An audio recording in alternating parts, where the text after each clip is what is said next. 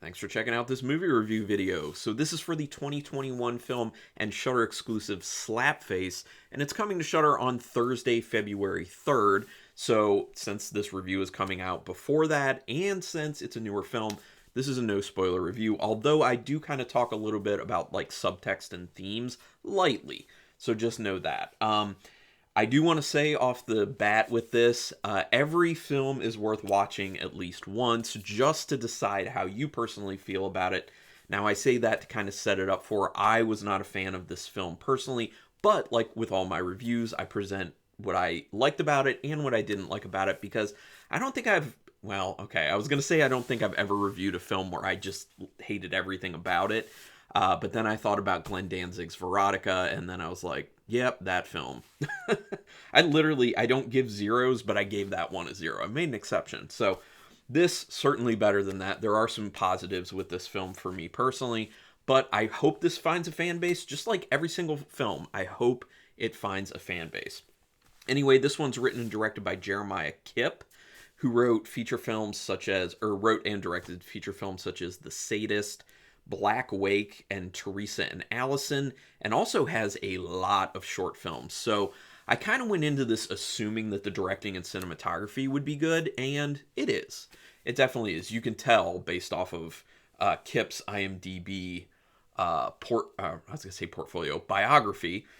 Basically, they have been doing this for a while. They know how to shoot film, so that's good. Now, the writing aspect of it, that's where I have a problem because I personally felt that the screenplay was not good. There are a lot of problems with it. Now, this is actually a short film that was turned into a feature, and for me, I think it still plays like a short film that just has a bunch of filler added to stretch it to an hour and 25-minute runtime with credits. It definitely feels that way. The pacing feels that way. If this film were to be, for me, personified in a dance move, it would be The Running Man. It feels like it's just kind of running in place the whole time, and I'm not here for it. I did not enjoy that.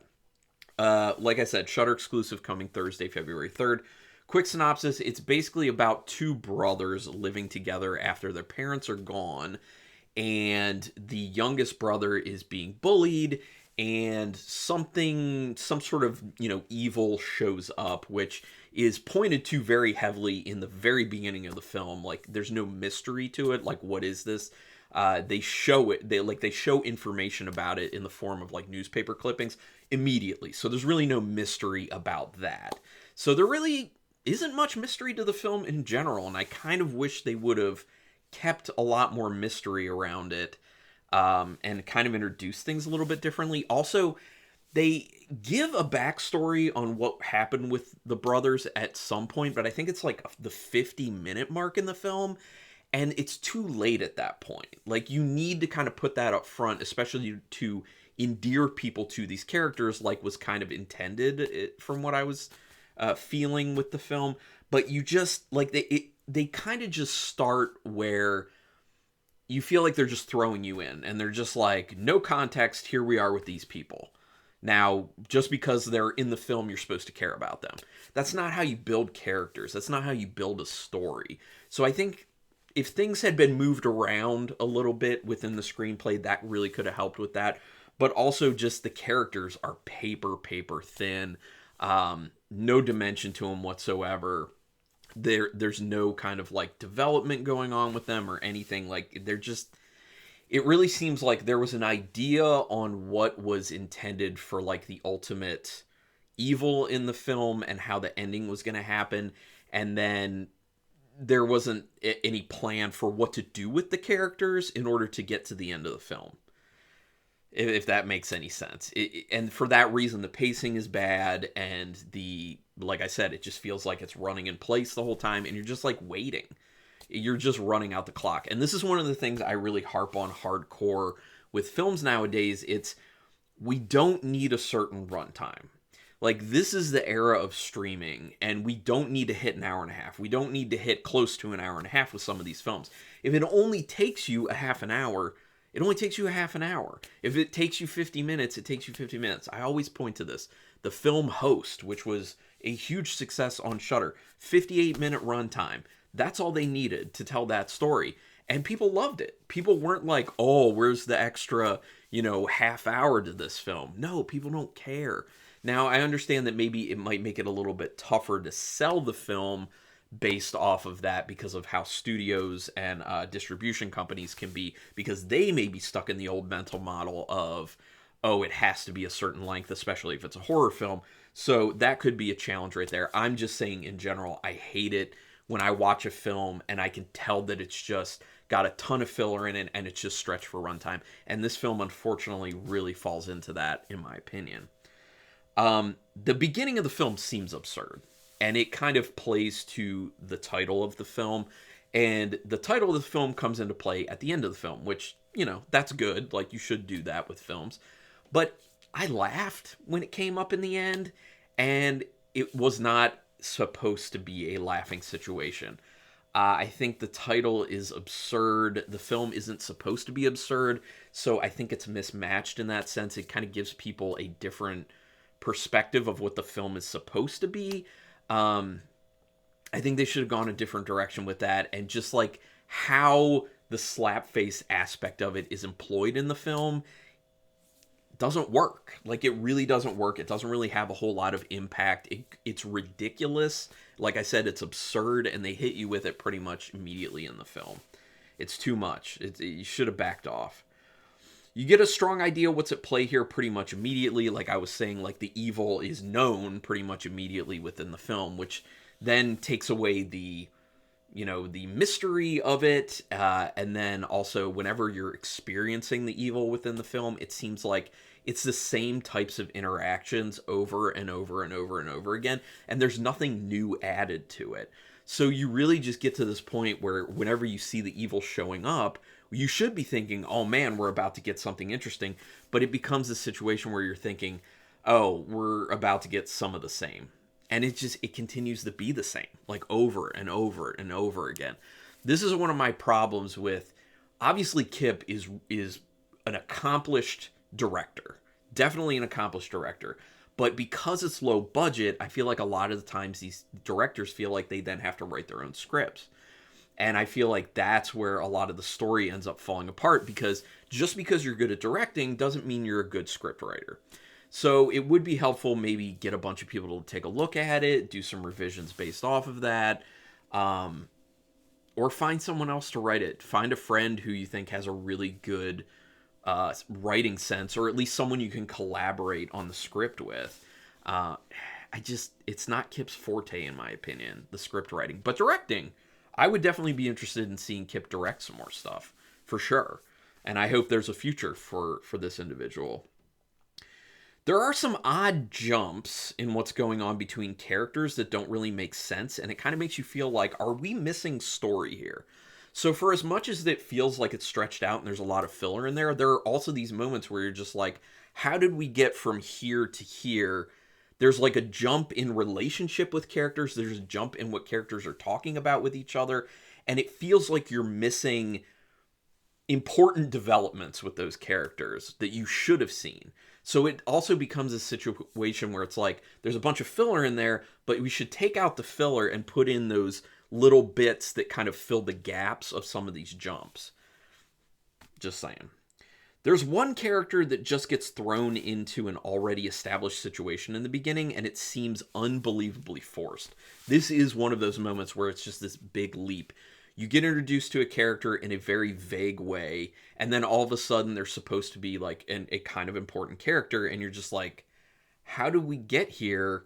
What are we supposed to know about this character? And none of this feels natural. It's just very, very, very forced with that character.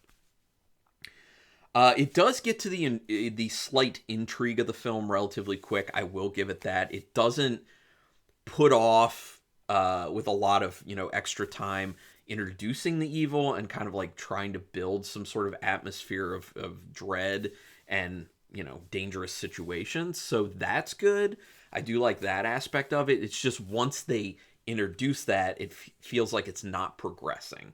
There's no tension building. They're not maintaining a sense of dread. That atmosphere kind of dissipates after you see the evil a few times. Because, like I said before, you just get in this mode of like, oh, here we go. We're going to see the same stuff over and over and over again. And you do. Once again, it kind of feels like the filmmaker knew what they wanted to ultimately happen with the film, but didn't know what to do with the characters for a majority of the film. It really does feel that way, and it's unfortunate. The characters are very thin. I already talked about that. The stakes feel extremely low because of how the evil acts, and it seems like the same thing repeatedly. Going back to another thing I already said. And also, this is the other thing that I really like. There could have been a redeeming aspect to stuff going on with the evil if when something is about to happen, like something bad, you would see it, but every single time, it cuts away. Now, I understand that may be a situation because of budgetary constraints. You know, when I watch these films, I could tell, you know, it's low budget. It's not a big budget film, so, you know, maybe they couldn't do this or that. But I will say this. It is very cheap to do blood in films. Literally, Caro syrup with red food coloring, that's all you need, especially if the film is shot in, like, lower light or, you know, it's kind of drab or whatever. Like, it's easy. Like, it's very inexpensive. You can do blood. I've done it in a short film before. It cost almost nothing. So the fact that they just keep cutting away every single time, it's such a tease, and it just adds to kind of the disappointment that I got whenever the evil's involved. Like, the evil just seems, I mean, it's not 100% benign, but it feels pretty benign for a lot of the film. They introduced some backstory for the characters about 50 minutes in, but that should have been done a lot earlier, in my opinion. The ending for me was and I think a large part of that was because the characters are thin, the pacing is not great, and it just feels like there's a lot of filler, and the story was just kind of running in place. So by the time you get to the end, you're just like, okay, it's over. So that's unfortunate. Although, I will say there was a very good statement that people should stick around for if you watch this film at the very end of the film, kind of making a statement about something that's kind of at the core of the story of the film that the filmmakers feel about. And that was very well written, very well worded. So I was a fan of that. Like I said, I want to repeat this: good directing and cinematography. I also want to say that for being a lower budget film, the acting was good. Like, I was totally fine with the acting. When I'm going into these lower budget films, I don't expect like amazing performances. So the acting did what it needed to do with the film. You know, there was no disservice paid to this film because of any of the actors. That they did their job. Gotta reiterate, this is still a short film with a very large amount of filler. You know, taking a short film script and building it out to a feature film script, I'm sure it's hard. I am sure it is hard. But that's why you have to take a lot of care in doing that, because otherwise you end up with people watching it and saying, this is a short film still. And you just, like, filled it with a bunch of wasted time, in essence. I think this film is ultimately about being alone, being bullied, and kind of reaching out to anyone and everyone, kind of flailing in order to get some sort of help because your situation is bad. So that aspect of the film, like, I could feel that, and I like that aspect of the film. I just think that the way the script was executed did it a disservice and really watered it down, unfortunately. So these things are hard to get, you know, done properly, and I would, you know, I do want to always say kudos to the filmmakers for making film, honestly, because it's not easy and it's a pretty thankless job. So I always feel bad. I always want to say good things about, especially about independent films or lower budget films, because I don't feel good saying things I don't like about film. That's why I always say what I like and what I don't like about a film, because I try to balance it. But sometimes, like in this instance, there's just more, I don't want to say bad, there's more I didn't like versus what I did like. And that's why I always say that, like, everyone should form their own opinion, and I really do hope that this finds a fan base, because I don't have any ill will towards the filmmaker, and I have a lot of respect for people making film. And it's like I said, good director, it's good, you know, good directing, good cinematography. I want to see Kipp getting more work. It's just maybe leave the script writing behind, find someone else's script, befriend someone who's a really good writer, and you could make a really good film. So anyway, out of 5 stars with half stars in play, I'm going to give it a 1.5 star rating. That's just my feelings on it. But I would be very interested in hearing what everyone else has to say about it down in the comments. Did you love it, hate it, in between? And if you feel like I missed something that I should have picked up on, go ahead and tell me that. Or if you really liked it, I would love to hear why that is. Because, you know, maybe I need to reconsider something about the film. I'm not into just hearing... I mean, it's fine when people tell me, oh, I agree with you on stuff, but I'm not so much into hearing that. I'm more into hearing other opinions on things. So go ahead and put it in the comments. Also, if you could do me a quick favor, hit subscribe if you haven't already for this channel. That is your way to repay me if you like this video or any video I've ever done. It is quick. It is painless. It costs you no money. And it means a lot to me. It really does, because I'm not making money doing this or anything. This is a creative outlet type thing and a way to build nerdy horror community. Because where I live, I have pretty much nobody other than my best friend, Rich. Other than Rich, I have nobody to talk to about horror in a very nerdy way like I like to. So that's why I reach out to you guys. That's why I'm putting this stuff out there. So I love the comments.